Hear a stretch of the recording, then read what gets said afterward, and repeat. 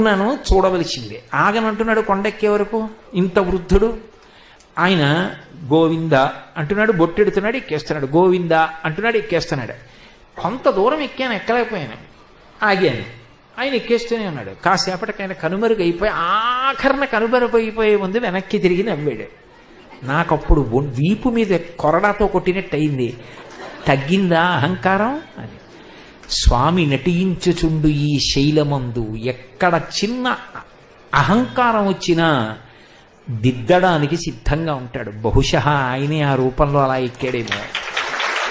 కాబట్టి గోవిందనామముల్ గొంతెత్తి పాడుచు కొండెక్కు భక్తుల గుంపులొకట.